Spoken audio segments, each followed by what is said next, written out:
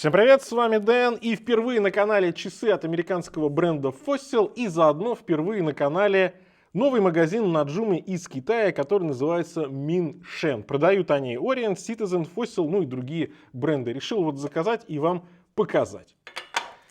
Так, значит, что у нас в упаковке?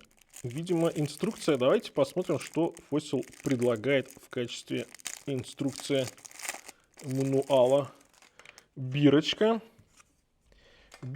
и вот такая инструкция на китайском, английском, ну, похоже, что на двух языках.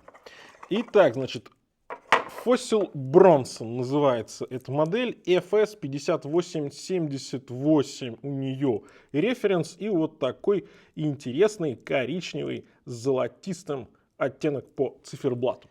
Значит, по характеристикам стальной корпус, стальной браслет, кварцевый внутри, механизм какой не заявлено, но это хронограф, и у него еще есть дата, и 50 метров водозащиты, минеральное стекло и по диаметру 44 миллиметра. Ну, такой достаточно немаленький корпус, симпатичный, необычный, да, 44, высота 11,2, по браслету 22, ну и от ушка до ушка, я думаю, будет под 50, да, 50.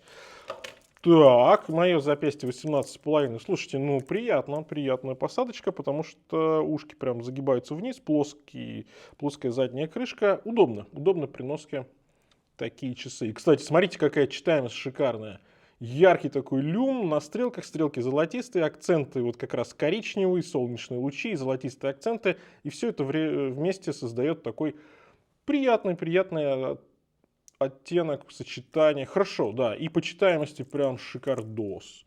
Давайте запустим хронограф. Значит, здесь индикация 24 часа, здесь у нас дата, здесь секунды, здесь 30-минутный счетчик.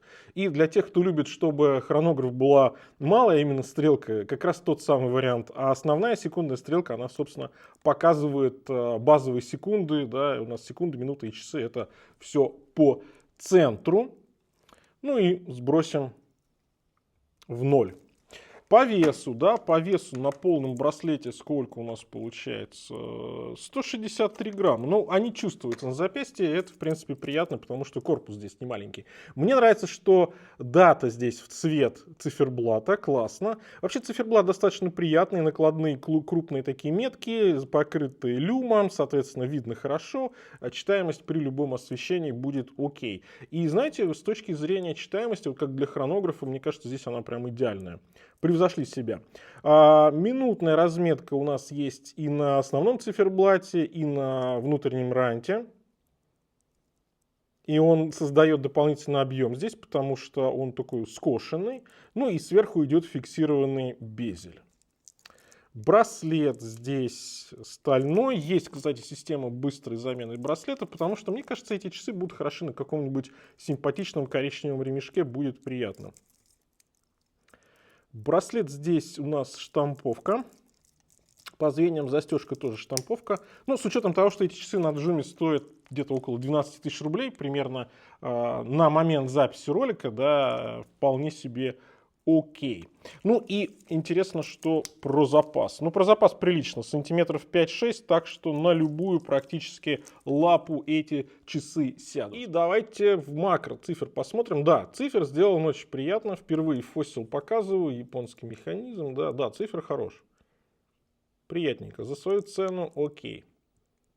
Корпус тоже неплох для этой ценовой категории. Ну, по браслету мы уже разобрались, что браслет штамповка. Хотелось бы видеть здесь уже литой. Да, но мне эти часы, кажется, будут более интересны именно на каком-то ремешочке.